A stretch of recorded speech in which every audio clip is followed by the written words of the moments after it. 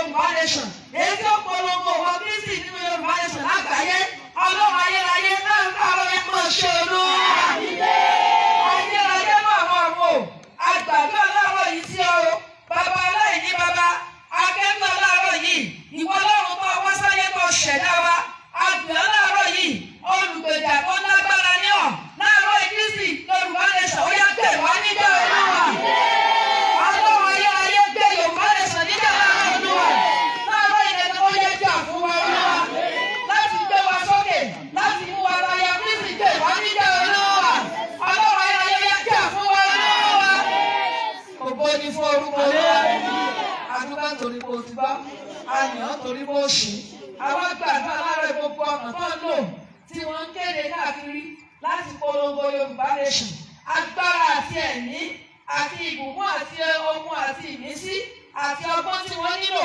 èyí tí wọ́n fi ní gba faragbọ́fà èyí tí wọ́n fi ní wọnú ogun lọ èyí tí wọ́n fi ṣe àṣeyọrí olùgbàlà gbé ìwọ̀wọ́ olóòwà àwa tí wọ́n wá bọ́nà agbára ló fi wọn tẹ̀síwájú nínú wọn Kristi táwa náà fi ní bojú wẹ̀yìn táwa fi wọn tẹ̀síwájú nínú rẹ Kristi gbé ìwọ̀wọ́ olóòwà àtàwọn lórúkọ Jésù bàbá bá fún èdè jẹ́ lè gbé ìgbè olóòwà ó ní òmò orí kòjò fọ̀ sí olúwa káfíńlẹ̀ lóko ṣe jẹ́ gbogbo ìfún olúwa ìbámu àbá tí wá sí ìdílé ìrómọ́jò jẹ́ tiwọn olúwa àwa náà àbámọ̀ àbá tí gbà wọ́n lè mọ́jò jẹ́ tiwọn olúwa àbámọ̀ burúkú mọ́jà bá wọn gbé olúwa ògo kó wọn jẹ́ tiwọn lọ́run iyì kó wọn jẹ́ tiwọn lọ́run ọlá rẹ̀ kó wọn jẹ́ tiwọn lọ́run ibùkún rẹ̀ kó wọn jẹ́ tàwọn ọmọ rẹ̀ ògo ni fún orúkọ olúwa Jésù Kristi olúwa wa.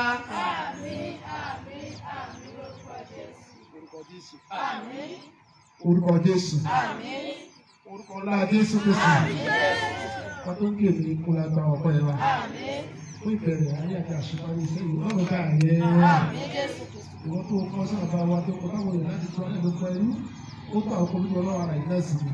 Ìdí àbí ní ológun láwọn pé ọ̀ṣun láti gbà wá náà ni. Jésù lọ́rùn ká ọ̀pọ̀ ẹ̀ wá.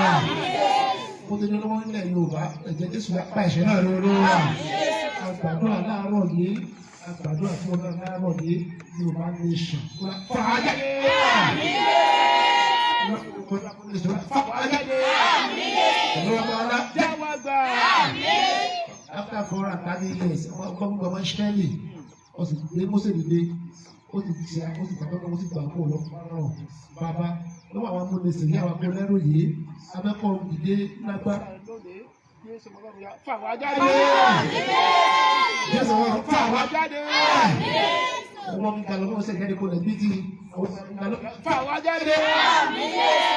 Òkú fáwọn Yorùbá ní sọ̀rọ̀ lù wọ́n bó ń lọ.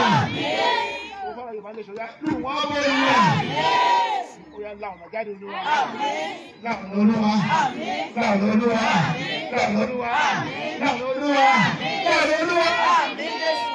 Yorùbá ní sọ̀rọ̀ bọ́ọ̀lù lọ. Ọ̀rọ̀ sí àlérí Yorùbá. Yorùbá kọ́ sí ọ̀rọ̀ sí àlérí Yorùbá. Òkú mọ́tò dá wa dúró. Òkú mọ́tò dé wa lọ́wọ́. Òkú mọ́tò yẹ kó pa àgbàdo délẹ̀ lórí ẹ̀rọ lákúwọ́dá. Ògo ni fún orúkọ olúwa. Nígbà tí wọ́n dára, nígbà tí wọ́n gba Yorùbá nation, kí ló máa dára? Àtàwọn àwọn abájá tó lè fún ọjà gbangba tó lè, àwọn abájá tó láti àwọn tó ń lò. Ẹ̀yin tó dára, ọjọ́ odò òkú olúwa. Mo wáyé. A máa yìn ọ́ wò. Ògo ni fún orúkọ olúwa. Jésù Kristi olúwa wa. Àmín lórúkọ Jésù. Ẹ ṣeun. Yeah, please bros, hello, just come like this. So that our now ohun tá à ń sọ fún gbogbo àgbáláyé ni wípé ọmọ Yorùbá ni wá. Ohun tá à ń sọ ni pé orílẹ̀-èdè Yorùbá la jẹ́. Ohun tá à ń sọ ni wípé 1914 amalgamation ó ti expire ní 2014. Nínú dọ́kúmẹ̀ntì ẹ̀ ó dẹ̀ ti wà ń bẹ̀ pé tí ò bá tẹ́ wa lọ́rùn mọ́ oníkálukú lè máa padà síbi tán ti wá kán tó so wá papọ̀ mọ́ Ìgbò àti Haúsá. So à ń láyọ̀ láti sọ fún wa gbogbo àgbáyé pé gbogbo ọmọ Yorùbá ń sọ wípé our national interest, quest and goal is Yorùbá nation. Káàkiri gbogbo àgbáláyé. So Yorùbá nation we go. No, Yorùbá nation we we want. Orílẹ̀-èdè Yorùbá la ṣe kí ni o? La fẹ́. Ok, mo ti ń sọ èdè Gẹ̀ẹ́sì ẹ̀ má bínú. Orílẹ̀-èdè Yorùbá nation la ṣe kí ni o?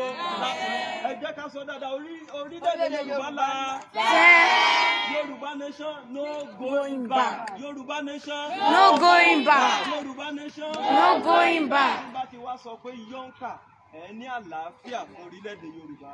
Tí n bá tún sọ pé yọ́ǹkà ẹ rí Yorùbá Nation Christian Association ẹ abbreviation ní yọ́ǹkà.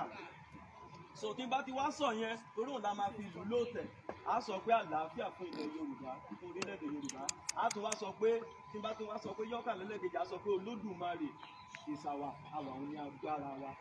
Praise God. Hallelujah. Òun ní agbára wa. So nípa oore ọ̀fẹ́ Ọlọ́run àwa ọmọ Yorùbá a ti ṣetán à ń sọ fún gbogbo àgbáyé we are telling the whole world that Yorùbá nation we want 1940 amalgamation has expired in 2014. Yorùbá nation is our national interest, quest and goal and nothing more. And that is why our father Probanji Akintoye that is leading us in Yorùbá self-determination ní ká jáde ká máa fi ẹ̀kọ́ yìí ká máa fi kọ́ra wa títí dìgbà tá a dé ilẹ̀ ìlérí. So lágbára Ọlọ́run gbogbo eléyìí tá à ń ṣe ó ń lọ káàkiri gbogbo ilẹ̀ Yorùbá pátápátá lóníkàlùkù ń ṣe a sì ṣe kan ní kinní lánàá Òṣòdì side lánàá so káàkiri bẹ́ẹ̀ Olúwa ràn wá lọ́wọ́ adélẹ̀ ìlérí láyọ̀ àti àlàáfíà ojú òwa ní tìyín o àti yín o àti gbogbo ìjọ Yorùbá nation no going back. Yorùbá nation No going back. Yorùbá nation No going back. Yọ́ǹkà mò ń bọ̀ sà àá tó wá sọ pé tí n bá tó sọ pé Yorùbá nation àá tó sọ pé now Yorùbá nation Yorùbá nation please let's sing Yorùbá nation Yorùbá nation Yorùbá nation no going back. Yọ́ǹkà peace Yọ́ǹkà.